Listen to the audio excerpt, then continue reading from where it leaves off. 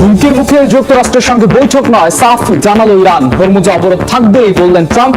JD veins পাকিস্তানের পথে নন, ওয়াশিংটনে আছেন, দাবি রয়টার্সের।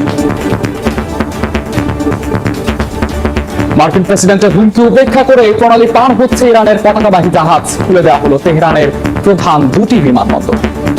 ইরানের সঙ্গে আলোচনায় অংশ নিতে মার্কিন প্রতিনিধি দলের পাকিস্তানে যাওয়ার খবর উড়িয়ে দিয়েছে Reuters. Vice president JD veins সহ সবাই ওয়াশিংটনে অবস্থান করছেন বলে দাবি বার্তা সংস্থাটি। এর আগে মার্কিন প্রেসিডেন্ট ডোনাল্ড ট্রাম্প বলেন, চুক্তি না হলে যুদ্ধ পুনরায় শুরু হতে পারে, তবে অবরোধ প্রত্যাহার করে কোনো আলোচনায় যাবে না তেহরান। এদিকে অবরোধ উপেক্ষা করে হরমুজ প্রণালী পার হচ্ছে দেশটির গণমাধ্যমের। ইরান যুক্তরাষ্ট্রের আলোচনার ভেন্যু হিসেবে আবারও সামনে এসেছে পাকিস্তানের রাজধানী ইসলামাবাদ। দ্বিতীয় দফার জন্য মার্কিন vice president JD Vance, Steve Witkoff ও জ্যারেড কুশনারের নেতৃত্বে প্রতিনিধি দল যাওয়ার কথা থাকলেও এখনও তারা যুক্তরাষ্ট্রেই অবস্থান করছেন বলে জানিয়েছে রয়টার্স। এদিকে ট্রাম্প দাবি করেছেন আজই চুক্তি সই হবে, এমনকি মার্কিন প্রতিনিধি দল ইসলামাবাদের পথে বলেও তিনি জানান। তবে একই সময় ইরান এখনও প্রতিনিধি দল পাঠানোর বিষয়টি নিশ্চিত করেনি। পাকিস্তান দুই পক্ষকে আনার জন্য কূটনৈতিক ও নিরাপত্তা প্রস্তুতি জোরদার করেছে। ইসলামাবাদে হাজারো নিরাপত্তা বাহিনী মোতায়েন করা হয়েছে। মার্কিন প্রেসিডেন্ট ডোনাল্ড ট্রাম্প একদিকে বলছেন আলোচনায় তিনি তাড়াহুড়ো করবেন না, আবার অন্যদিকে দাবি করছেন দ্রুত চুক্তি হবে এবং সেটি 2015 সালের জেসিপিওএ এর চেয়েও ভালো চুক্তি হবে। তিনি দাবি করেন ইরান প্রতিদিন প্রায় $500 মিলিয়ন ক্ষতির মুখে পড়ছে কারণ যুক্তরাষ্ট্রের অবরোধ কার্যকর রয়েছে। ট্রাম্প আরও স্পষ্ট করেন ইরানকে অবশ্যই পারমাণবিক অস্ত্রের সক্ষমতা ত্যাগ করতে হবে, এ বিষয়ে কোনো ছাড় নয়। আরও বলেন চুক্তি না হলে যুদ্ধ পুনরায় শুরু হতে পারে। একই সঙ্গে ট্রাম্প দাবি করেন তিনি ইরানের সর্বোচ্চ নেতাদের সঙ্গেও দেখা করতে প্রস্তুত যদি অগ্রগতি হয়। তেহরান স্পষ্ট জানিয়ে দিয়েছে যুক্তরাষ্ট্রের অবরোধ প্রত্যাহার ছাড়া কোনো আলোচনায় তারা যাবে না। ইরানের পররাষ্ট্রমন্ত্রী আব্বাস আরাকচি পাকিস্তান ও রাশিয়ার সঙ্গে ফোনালাপে বলেছেন যুক্তরাষ্ট্রের বিরোধপূর্ণ ও অবৈধ আচরণ কূটনীতির সঙ্গে সাংঘর্ষিক। প্রেসিডেন্ট পেজেশকিয়ারও বলেছেন ইরান কোনো চাপের মুখে মাথা নত করবে না এবং আস্থা না থাকলে আলোচনা অর্থহীন। এর আগে পাকিস্তানের সঙ্গে ইরান নিয়মিত যোগাযোগ রাখলেও দ্বিতীয় দফা আলোচনায় অংশগ্রহণ নিয়ে এখনও দ্বিধা রয়েছে। একই সময় ইরান অভিযোগ করেছে যুক্তরাষ্ট্র বারবার যুদ্ধবিরতি লঙ্ঘন করেই আলোচনার বড় বাধা দিয়েছে। অবরোধকে কেন্দ্র করে হরমুজ প্রণালীতে উত্তেজনা তীব্র হয়েছে, যেখানে যুক্তরাষ্ট্র জানিয়েছে অন্তত 27টি জাহাজ ফিরিয়ে দেওয়া হয়েছে। ইউরোপীয় ইউনিয়ন ঘোষণা করেছে যারা হরমুজ অবরোধে জড়িত থাকবে তাদের উপর নতুন নিষেধাজ্ঞা আরোপ করা হবে। একই সঙ্গে তেলের দাম প্রায় 5% বেড়ে গেছে বিশ্ববাজারে। ইসরায়েলের সামরিক প্রধান বলেন ইরানকে তার লক্ষ্য পূরণে বাধা দেওয়া হবে আর ইসরায়েল আঞ্চলিক নিরাপত্তা নিশ্চিত করবে। অন্যদিকে কাতার, ওমান, ফ্রান্স ও রাশিয়া উত্তেজনা কমানোর আহ্বান জানিয়েছে। বিশ্লেষকদের মতে দুই পক্ষই প্রকাশ্যে শক্ত অবস্থান নিলেও গভীরে কেউই পূর্ণাঙ্গ যুদ্ধ চায় না। ইরানের সঙ্গে আলোচনায় অংশ নিতে মার্কিন প্রতিনিধি দলের পাকিস্তানে যাওয়ার খবর উড়িয়ে দিয়েছে Reuters. Vice president JD veins সহ সবাই ওয়াশিংটনে অবস্থান করছে বলে দাবি বার্তা সংস্থাটির। এর আগে মার্কিন প্রেসিডেন্ট ডোনাল্ড ট্রাম্প বলেন চুক্তি না হলে যুদ্ধ পুনরায় শুরু হতে পারে, তবে অবরোধ প্রত্যাহার ছাড়া কোনো আলোচনায় যাবে না তেহরান। এদিকে অবরোধ উপেক্ষা করে হরমুজ প্রণালী পার হচ্ছে ইরানের পতাকাবাহী জাহাজ বলে দাবি দেশটির গণমাধ্যমে। ইসলামাবাদে ইরান ও যুক্তরাষ্ট্রকে আলোচনায় বসানোর চেষ্টা করছে পাকিস্তান, কিন্তু দুই পক্ষই পরস্পরের বিরুদ্ধে যুদ্ধবিরতি লঙ্ঘনের অভিযোগ তুলছে। এই পরিস্থিতিতে মধ্যস্থতাকারী হিসেবে পাকিস্তানের নিরপেক্ষতা নিয়ে কূটনৈতিক মহলে প্রশ্ন উঠতে শুরু করেছে। বিশ্লেষকদের মতে দুই পক্ষই যখন একে অপরের উপর আস্থা রাখতে পারছেন না, তখন তৃতীয় পক্ষ হিসেবে পাকিস্তানের সক্ষমতা নিয়েও সন্দেহ তৈরি হওয়া স্বাভাবিক। কিছু পর্যবেক্ষক মনে করছেন পাকিস্তান এই মধ্যস্থতার মাধ্যমে আঞ্চলিক কূটনীতিতে নিজেদের অবস্থান শক্ত করার চেষ্টা করছে। তবে সমালোচকদের মতে এটি বাস্তবসম্মত শান্তি উদ্যোগের চেয়ে রাজনৈতিক প্রভাব বিস্তারের কৌশলও হতে পারে। এই দ্বৈত ধারণা পাকিস্তানের ভূমিকা নিয়ে আরো বিভ্রান্তি তৈরি করছে। যুক্তরাষ্ট্র ও ইরান উভয়ই একে অপরকে বিশ্বাস করতে রাজি নয়। তারা একে অপরের বিরুদ্ধে সামরিক ও অর্থনৈতিক চাপ অব্যাহত রেখেছে। এই অবস্থায় পাকিস্তানকে মধ্যস্থতাকারী হিসেবে গ্রহণ করা হলেও বাস্তবে দুই পক্ষই ইসলামাবাদের উদ্যোগকে কতটা গুরুত্ব দেবে তা নিয়ে সন্দেহ রয়েছে। এ কারণে আলোচনা শুরুর আগেই আস্থার ভিত্তি দুর্বল হয়ে পড়ছে। ইরানের আলোচনায় না আসার ইঙ্গিত এবং যুক্তরাষ্ট্রের কঠোর অবস্থানে পুরো প্রক্রিয়া অনিশ্চয়তায় পড়েছে। পাকিস্তানের উদ্যোগ যদি ব্যর্থ হয় তাহলে আঞ্চলিক কূটনীতিতে তাদের মধ্যস্থতাকারীর ভূমিকা আরো প্রশ্নবিদ্ধ হতে পারে। এখন মূল প্রশ্ন হলো এই উদ্যোগ কি সত্যিকারের শান্তির পথ খুলবে নাকি কেবল নতুন কূটনৈতিক অচলাবস্থা তৈরি করবে? ইরানে যুক্তরাষ্ট্র ইসরায়েলের যৌথ সামরিক অভিযানের পর বদলে গেছে মধ্যপ্রাচ্যের সমীকরণ। তেহরানের পাল্টা প্রতিক্রিয়ার পর নড়বড়ে আঞ্চলিক ভারসাম্য। এই সংঘাত কি নতুন ভূ রাজনীতির জন্ম দিচ্ছে নাকি তৈরি করছে বড় অনিশ্চয়তা, তা নিয়ে তৈরি হচ্ছে সংশয়। এমন পরিস্থিতিতে মধ্যপ্রাচ্য স্থায়ী শান্তির জন্য ওয়াশিংটন তেল আবিবের কৌশলগত অবস্থান আলাদা হওয়া জরুরি বলে মনে করছেন বিশ্লেষকরা। যুক্তরাষ্ট্রের অপারেশন এপিক ফিউরি আর ইসরায়েলের অপারেশন রাইজিং লায়ন অভিযানের নাম ভিন্ন হলেও দুই দেশ যৌথভাবে ইরানের বিরুদ্ধে যুদ্ধে অংশ নেয়। বিশ্লেষকদের মতে এই যৌথ পদক্ষেপ শুধু সামরিক নয়, বরং আঞ্চলিক প্রভাব বিস্তারে দুই দেশের কৌশলগত ঘনিষ্ঠ সম্পর্কের স্পষ্ট প্রতিফলন। ইসরায়েলি প্রধানমন্ত্রী বিনিয়ামিন নেতানিয়াহু তেল আবিবের আধিপত্য প্রতিষ্ঠা করতে দীর্ঘস্থায়ী সামরিক সংঘাতকে হাতিয়ার হিসেবে দেখেছেন। একই সময়ে আরব বিশ্বে মার্কিন ভূকৌশলগত স্বার্থ এগিয়ে নিতে এবং তেল সমৃদ্ধ উপসাগরীয় দেশগুলোর সঙ্গে অর্থনৈতিক সম্পর্ক গভীর করতে চাইছেন মার্কিন প্রেসিডেন্ট ডোনাল্ড ট্রাম্প। বিশ্লেষকদের ধারণা, সিরিয়ায় বাশার আল আসাদের পতন এবং লেবাননে হিজবুল্লাহর নেতৃত্ব দুর্বল হওয়ার পর মধ্যপ্রাচ্যে ইরানের প্রভাব কমে আসে। এটাকে সুযোগ হিসেবে দেখেছে ওয়াশিংটন ও তেল আবিব। শুরু হয় বিমান হামলা ও বোমাবর্ষণ, যা দ্রুতই ছড়িয়ে পড়ে পুরো অঞ্চল জুড়ে। তবে যুদ্ধে ইরান তাদের পাল্টা প্রতিক্রিয়ায় মধ্যপ্রাচ্যের ভূরাজনৈতিক ভারসাম্য নাড়িয়ে দিয়েছে। ব্যালিস্টিক ক্ষেপণাস্ত্র দিয়ে ইসরায়েলের আয়রন ডোম প্রতিরক্ষা ব্যবস্থাকে চ্যালেঞ্জ, উপসাগরে মার্কিন ঘাঁটিতে হামলা এবং হরমুজ প্রণালী নিয়ন্ত্রণের মাধ্যমে বৈশ্বিক জ্বালানি সরবরাহের চাপ, এছাড়া দ্বিতীয় দফার আলোচনায় বসার প্রস্তাব প্রত্যাখ্যান, সব মিলিয়ে ইরান দেখিয়েছে তার প্রতিরোধ ক্ষমতা। এতে শুধু আঞ্চলিক নয়, বৈশ্বিক অর্থনীতিও চাপের মুখে পড়েছে। 40 দিনের এই সংঘাতে চাপে পড়ে যুক্তরাষ্ট্র নিজেও। উপসাগরীয় মিত্রদের নিরাপত্তা হুমকির মুখে, জ্বালানি স্থাপনাগুলোতে হামলা আর অভ্যন্তরীণভাবে যুদ্ধবিরোধী জনমত সবকিছুই চাপ বাড়াচ্ছে ট্রাম্প প্রশাসনের উপর। এমনকি মার্কিনদের মধ্যেই এই যুদ্ধের যৌক্তিকতা নিয়ে প্রশ্ন উঠেছে। এক জরিপে দেখা গেছে 61% আমেরিকান এই যুদ্ধের বিরোধিতা করছে। বিশ্লেষকদের ধারণা, মধ্যপ্রাচ্যে নতুন বাস্তবতা তৈরি হতে পারে। ট্রাম্পের বিভিন্ন সময়ের বক্তব্য থেকে যুদ্ধ পরিস্থিতি ইতি টানার ব্যাপারে তাকে আগ্রহী দেখা গেছে, কিন্তু নেতানিয়াহু ফের যুক্তরাষ্ট্রকে সংঘাতের দিকে টেনে আনতে পারে আশঙ্কা করে মধ্যপ্রাচ্যে স্থায়ী শান্তির জন্য ওয়াশিংটন তেল আবিবের কৌশলগত অবস্থান আলাদা হওয়া জরুরি বলে মনে করছেন তারা। যুদ্ধবিরতি কার্যকরের পরও লেবাননের দক্ষিণ অঞ্চলের অন্তত 39টি গ্রামে হামলা চালিয়েছে ইসরায়েল। ঘরবাড়ি ধ্বংস ও ব্যাপক ক্ষয়ক্ষতির অভিযোগ বৈরুতে। নাবাতিয়া অঞ্চলে বিমান হামলা অন্তত 6 জন আহত হওয়ার খবর পাওয়া গেছে। ইসরায়েলের দাবি, হিজবুল্লাহর স্থাপনা লক্ষ্য করে অভিযান চালাচ্ছে তারা। পাল্টা হামলার কথা জানিয়েছে গোষ্ঠীটি। লেবানন ও ইসরায়েলের মধ্যে নতুন দফা বৈঠকের উদ্যোগ নিয়েছে মার্কিন পররাষ্ট্র দফতর। তারা জানায় আগামী বৃহস্পতিবার হতে পারে এই বৈঠক। যুদ্ধবিরতির ঘোষণার পর ধীরে ধীরে দক্ষিণ লেবাননের বিভিন্ন গ্রামে ফিরতে শুরু করেছে বাস্তুচ্যুত মানুষজন। অনেক পরিবার দীর্ঘদিন পর নিজেদের ঘরবাড়ি ধ্বংসের স্তূপে ফিরে গিয়ে শুধুই ক্ষয়ক্ষতির চিহ্ন দেখছে। কেউ কেউ সামান্য জিনিসপত্র উদ্ধার করতে এলেও নিরাপত্তার শঙ্কায় রাতে আর থাকছেন না। স্থানীয়রা বলছেন বহু ঘরবাড়ি পুরোপুরি ধ্বংস হয়ে গেছে। আবার অনেক এলাকা এখনো অনিরাপদ থাকায় পুনর্বাসন অনিশ্চিত হয়ে পড়েছে। যুদ্ধ থেমেছে বলা হলেও বাস্তবে মানুষের স্বাভাবিক জীবনে ফেরা এখনো অনেক দূরের পথ বলেই মনে করেন অনেক। মধ্যপ্রাচ্য সংকটে হরমুজ প্রণালী বন্ধের হুমকিতে বিশ্ব বাজারে তেলের দাম ব্যারেল প্রতি $90 ছাড়িয়েছে। সরবরাহ 10% বিঘ্নিত হলে দাম $130 ছাড়ানোর আশঙ্কা।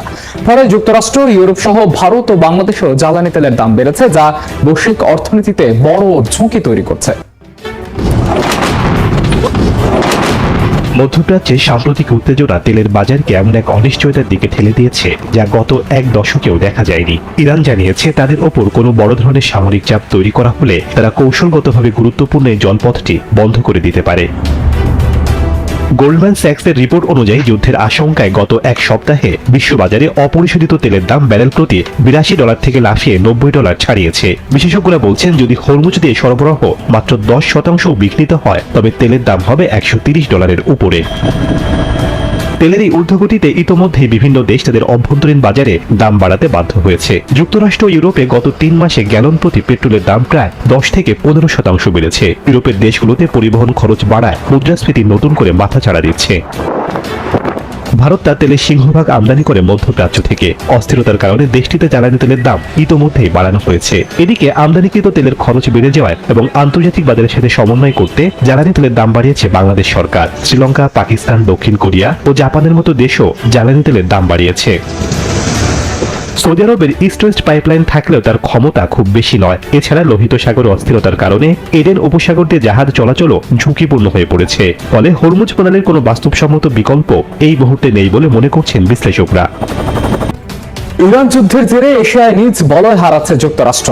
নিউ ইয়র্ক টাইমসের প্রতিবেদন বলছে, টালমাটাল জ্বালানি পরিস্থিতি সামাল দিতে মার্কিন মিত্ররা ঝুঁকছে তেহরান ও মস্কোর দিকে। 7 বছরে প্রথমবার ইরানের কাছ থেকে তেল কিনেছে ভারত। ইন্দোনেশিয়া, ফিলিপিন্সের মতো দেশ জ্বালানির চাহিদা মেটাচ্ছে রাশিয়ার কাছ থেকে। বিশ্লেষকরা বলছেন, যুক্তরাষ্ট্রের বর্তমান পররাষ্ট্রনীতি অনেক মিত্র দেশকে দূরে সরে যেতে বাধ্য করেছে। ইরানে মার্কিন হামলার পর থেকে যুদ্ধ পরিস্থিতি নিয়ে নানা দাবি করেছেন মার্কিন প্রেসিডেন্ট ডোনাল্ড ট্রাম্প। তবে তার বেশিরভাগ বার্তায় ছিল অস্পষ্ট। অনেকের দাবি, যুদ্ধক্ষেত্র ও জ্বালানি সংকট নিয়ে ট্রাম্পের দেয়া বক্তব্য কিংবা সামাজিক মাধ্যমে দেয়া পোস্টে আসল চিত্র ফুটে ওঠেনি। মার্কিন প্রেসিডেন্টের দেয়া বার্তায় ভরসা না পেয়ে এশিয়ার অনেক নেতা নিজ দেশের তেলের চাহিদা মেটাতে ঝুঁকছে ইরান ও রাশিয়ার দিকে। নিউ ইয়র্ক টাইমসের প্রতিবেদনে উঠে আসে এমন তথ্য। গেল সপ্তাহে দক্ষিণ কোরিয়ার এক বিশেষ দূত পারস্য উপসাগরে আটকে পড়া জাহাজগুলোর বিষয়ে আলোচনা করেন ইরানি কর্মকর্তাদের সঙ্গে। একই দিন তেল কিনতে মস্কো পৌঁছান ইন্দোনেশিয়ার প্রেসিডেন্ট প্রবো সুবিয়ান্তো। 5 বছরের মধ্যে প্রথমবারের মতো রাশিয়ার অপরিশোধিত তেল কিনছে ফিলিপিন্স। 7 বছরের মধ্যে প্রথমবার ভারতেও আনুষ্ঠানিকভাবে ইরানের অপরিশোধিত তেল পৌঁছেছে। নিউ ইয়র্ক টাইমস বলছে, এই লেনদেন ওয়াশিংটনের সঙ্গে সম্পর্ক ছিন্নের কোনো ইঙ্গিত না দিলেও যুক্তরাষ্ট্রের প্রতিদ্বন্দ্বীদেরই সহায়তা করছে। বিশ্লেষকরা বলছেন, ট্রাম্পের নেতৃত্বাধীন যুক্তরাষ্ট্রের বর্তমান পররাষ্ট্রনীতি অনেক দেশকে মার্কিন বলয় থেকে দূরে ঠেলে দিয়ে বিকল্প খুঁজতে বাধ্য করছে। আর এই সংকটে নতুন করে সামনে এসেছে রাশিয়ার ভূ রাজনৈতিক গুরুত্ব। গত বছর পর্যন্ত এশিয়ায় যুক্তরাষ্ট্রের মিত্র ও কৌশলগত সহযোগী দেশগুলো মার্কিন নিষেধাজ্ঞা মেনে রাশিয়ার কাছ থেকে তেল কেনা এড়িয়ে চলত। জ্বালানি খাতের গুরুত্বপূর্ণ আরেক দেশ ইরানের সঙ্গেও তাদের যোগাযোগ ছিল খুব সামান্য। তবে ইরানের উপর যুক্তরাষ্ট্র ও ইসরায়েলের হামলা বদলে দিয়েছে পুরো দৃশ্যপট। গাজায় পানি সরবরাহ কেন্দ্রের কাছে ইসরায়েলি হামলায় 2 জন ট্রাক চালক নিহত হওয়ার পর ইউনিসেফ জরুরি মানবিক কার্যক্রম স্থগিত করেছে। নিরাপদ পানি সরবরাহ কার্যক্রম এখন বড় ধরনের ঝুঁকির মুখে পড়েছে। যুদ্ধবিরতি থাকলেও গাজায় সহিংসতা ও প্রাণহানি থামছেই না। একই সময় ইউরোপীয় ইউনিয়নের কূটনৈতিক উদ্যোগে শান্তি আলোচনার চাপ আরও বেড়েছে। এমনকি আলাদা 2টি হামলায় আরও 2 জন নিহতের খবর পাওয়া গেছে। গাজা উপত্যকায় যুদ্ধবিরতি কার্যকর থাকলেও হামলা ও সহিংসতা অব্যাহত রয়েছে। সোমবার আলাদা ঘটনায় আরো কয়েকজনের হতাহতের খবর পাওয়া গেছে। স্থানীয় হাসপাতাল জানায়, যুদ্ধবিরতির পরও নিয়মিত হামলায় প্রাণহানি ঘটছে। এছাড়া সশস্ত্র গোষ্ঠীগুলোর মধ্যে সংঘর্ষ পরিস্থিতিকে আরো জটিল করে তুলছে। ইউরোপীয় ইউনিয়ন ব্রাসেলসের 60টিরও বেশি দেশের অংশগ্রহণে ফিলিস্তিনি নেতৃত্বের সঙ্গে গাজা ও পশ্চিম তীর নিয়ে আলোচনা করেছে। লক্ষ্য দীর্ঘমেয়াদী শান্তি ও নিরাপত্তা কাঠামো তৈরি করা। ফিলিস্তিনি প্রধানমন্ত্রী মোহাম্মদ মোস্তফা একক প্রশাসন ও অস্ত্র নিয়ন্ত্রণের আহ্বান জানিয়েছেন। ইউরোপের কিছু দেশ ইসরায়েলের বিরুদ্ধে নিষেধাজ্ঞা ও চুক্তি স্থগিতের মতো পদক্ষেপ নিয়েও আলোচনা করছে। জাতিসংঘ ইউরোপীয় ইউনিয়নের প্রতিবেদনে বলা হয়েছে, গাজা পুনর্গঠনে আগামী দশকে 71 বিলিয়ন মার্কিন ডলারের বেশি প্রয়োজন হবে। যুদ্ধের কারণে আবাসন, স্বাস্থ্য, শিক্ষা ও কৃষিখাত ব্যাপকভাবে ধ্বংস হয়েছে এবং লাখ লাখ মানুষ বাস্তুচ্যুত হয়েছে। অধিকৃত পশ্চিম তীরে নতুন করে ইসরায়েলি বসতি সম্প্রসারণের ঘোষণা দিয়েছে নেতানিয়াহু প্রশাসন। এর মধ্যে 102টি নতুন বসতির অনুমোদন দেওয়া হয়েছে। এদিকে পুরো গাজা এবং লেবানন ও সিরিয়ার দখলকৃত এলাকাতেও বসতি করার কথা জানিয়েছেন ইসরায়েলের অর্থমন্ত্রী। পশ্চিম তীরের সা নূর এলাকায় বসতি পুনঃপ্রতিষ্ঠা ঘিরে চলছে আয়োজন। সেখানে জড়ো হন ইসরায়েলের শীর্ষ নেতারা। 2005 সালে উচ্ছেদ হওয়া ইহুদি পরিবারগুলোর কেউ কেউ আবারও ফিরেছেন। অনুষ্ঠানে উপস্থিত হয়ে ইসরায়েলের অর্থমন্ত্রী প্রকাশ্যে পশ্চিম তীরে বসতি স্থাপনের ঘোষণা দেন। বসতি সম্প্রসারণ নিয়ে ইসরায়েলের অবস্থান বরাবরই বিতর্কিত। অধিকাংশ দেশ আন্তর্জাতিক আইনের দৃষ্টিতে পশ্চিম তীরের বসতিগুলোকে অবৈধ মনে করলেও তেল আবিব তা অস্বীকার করে। বিনিয়ামিন নেতানিয়াহু সরকারের অধীনে এরই মধ্যে 102টি নতুন বসতি অনুমোদন দেওয়া হয়েছে, যা আগের সরকারের তুলনায় প্রায় 80% বেশি। এদিকে ইহুদি বসতি স্থাপনকারীদের একটি অংশ প্রকাশ্যেই ফিলিস্তিনিদের উচ্ছেদের দাবি তুলছে। কেউ কেউ ধর্মীয় ঐতিহাসিক যুক্তি তুলে পুরো ভূখণ্ডকে ইসরায়েলিদের বলে দাবি করছেন। এই অবস্থান পশ্চিম তীরের ভবিষ্যৎ, ফিলিস্তিনি রাষ্ট্রের সম্ভাবনা এবং আঞ্চলিক স্থিতিশীলতা সবকিছুকেই নতুন করে প্রশ্নের মুখে ফেলছে। শুধু পশ্চিম তীরে নয়, পুরো গাজা, লেবানন ও সিরিয়ায় দখলকৃত এলাকাতেও বসতি করার ঘোষণা দেন ইসরায়েলের অর্থমন্ত্রী। রাশিয়ার টোপসে বন্দরে ইউক্রেনের ড্রোন হামলায় অন্তত 1 জন নিহত হয়েছেন। একই সঙ্গে তেল শোধনাগারে কিয়েভের হামলায় আগুনে ধরে বড় ক্ষয়ক্ষতি হয়েছে। ক্রিমিয়ার সেভাস্তোপল উপসাগরে রুশ অবতরণ জাহাজ ও রাডার স্থাপনায় হামলার দাবি করেছে জেলেনস্কি প্রশাসন। ইউক্রেনের কিয়েভ সহ একাধিক অঞ্চলে পাল্টা ড্রোন ও ক্ষেপণাস্ত্র হামলা চালিয়েছে রাশিয়া। ইউক্রেনের প্রেসিডেন্ট জেলেনস্কি বলেছেন, নিষেধাজ্ঞা যথেষ্ট কার্যকর না হওয়ায় রাশিয়ার অর্থনৈতিক সক্ষমতায় আঘাত হানতে এই পদক্ষেপ। রাশিয়ার কৃষ্ণ সাগর তীরবর্তী তুয়াপসে বন্দরে ড্রোন হামলা চালিয়েছে ইউক্রেন, যেখানে একটি তেল শোধনাগারে আগুনের খবর পাওয়া গেছে। ড্রোন হামলায় একজন নিহত ও একজন আহত হওয়ার তথ্য দিয়েছে স্থানীয় কর্তৃপক্ষ। একই সঙ্গে রুশ অধিকৃত ক্রিমিয়ার সেভাস্তোপোল উপসাগরে দুটি বড় জাহাজ এবং একটি রাডার স্থাপনায় হামলার দাবি করেছে ইউক্রেনের সামরিক গোয়েন্দা সংস্থা GEUR। এসব হামলায় রাশিয়ার জ্বালানি ও নৌসক্ষমতায় চাপ তৈরি হয়েছে বলে মনে করা হচ্ছে। Генеральный прокурор Украины Руслан ইউক্রেনের প্রেসিডেন্ট ভলোদিমির জেলেনস্কি ইঙ্গিত দিয়েছেন রুশ তেল খাতে হামলা কৌশলগত সিদ্ধান্ত। বলেন, নিষেধাজ্ঞা যথেষ্ট কার্যকর না হওয়ায় রাশিয়ার অর্থনৈতিক সক্ষমতায় আঘাত আনতেই এই পদক্ষেপ। কিয়েভ বলছে তারা শুধু সামরিক ও অর্থনৈতিক লক্ষ্যবস্তুতে আঘাত করছে এবং এতে রাশিয়ার যুদ্ধ পরিচালনার সক্ষমতা কমানোই উদ্দেশ্য। мається бача поранених, бача যুদ্ধক্ষেত্রে নিজেদের অবস্থান শক্তিশালী রাখার কথাও পুনর্ব্যক্ত করেছে মস্কো। মার্কিন মূল্যকে একের পর এক পরমাণু বিজ্ঞানীর রহস্যজনক মৃত্যু ও নিখোঁজ সংবাদে তোলপাড় সারা বিশ্ব। হাই প্রোফাইল এসব বিজ্ঞানীদের হাতে ছিল পারমাণবিক ও মহাকাশ গবেষণার অতি গোপনীয় সব তথ্য। বিদেশি গুপ্তচর বৃত্তি নাকি USFO গবেষণার তথ্য আড়াল করতে খোদ প্রশাসনের হাত, এমন জল্পনার মাঝে এবার সরাসরি তদন্তের নির্দেশ দিয়েছেন প্রেসিডেন্ট ডোনাল্ড ট্রাম্প। 2023 সাল থেকে এখন পর্যন্ত অন্তত 10 থেকে 12 জন প্রথম সারির বিজ্ঞানী ও গবেষক হয় রহস্যজনকভাবে নিখোঁজ হয়েছেন, নয়তো প্রাণ হারিয়েছেন। লস আলামোস ন্যাশনাল ল্যাবরেটরির স্টিভেন গার্সিয়া থেকে শুরু করে নাসার জেট প্রপালশন ল্যাবরেটরির পরিচালক মনিকা জাসিন্টো, তালিকাটা দীর্ঘ ও শিউরে ওঠার মতো। তাদের প্রত্যেকেরই বিচরণ ছিল যুক্তরাষ্ট্রের সবচেয়ে স্পর্শকাতর ও সামরিক গুরুত্বপূর্ণ গবেষণার অন্দরে। বিজ্ঞানীদের এই অন্তর্ধান বা মৃত্যুর ধরনেও রয়েছে গভীর রহস্য। কেউ বাড়ি থেকে ফোন, মানিব্যাগ ফেলে রেখে স্রেফ হেঁটে বেরিয়ে নিখোঁজ হয়েছেন, কাউকে আবার নিজ বাড়ির বারান্দায় বা ড্রয়িং রুমে গুলিবিদ্ধ অবস্থায় পাওয়া গেছে। বিশেষ করে অ্যান্টি গ্র্যাভিটি প্রযুক্তি নিয়ে কাজ করা বিজ্ঞানী অ্যামি এসক্রিজের মৃত্যু চাঞ্চল্য বাড়িয়েছে কয়েক গুণ। মৃত্যুর আগে তিনি নিজেই পডকাস্টে দাবি করেছিলেন তাকে অনুসরণ করা হচ্ছে এবং তার জীবন বড় ধরনের ঝুঁকির মুখে। বিষয়টি নিয়ে শুরু থেকেই মুখ খুলছে না মার্কিন নিরাপত্তা সংস্থাগুলো, তবে জল্পনা থামছে না সোশ্যাল মিডিয়ায়। কেউ বলছেন এর পেছনে ভিন গ্রহের যান বা UFO নিয়ে মার্কিন সরকারের গোপন প্রকল্পের যোগসূত্র আছে, আবার কারো মতে বৈশ্বিক পারমাণবিক প্রতিযোগিতায় টিকে থাকতে বিদেশি গোয়েন্দা সংস্থাগুলো বেছে বেছে মেধাবী বিজ্ঞানীদের টার্গেট করছে। FBI এর সাবেক কর্তারাও বলছেন এতগুলো স্পর্শকাতর মৃত্যু কাকতালীয় হতে পারে না।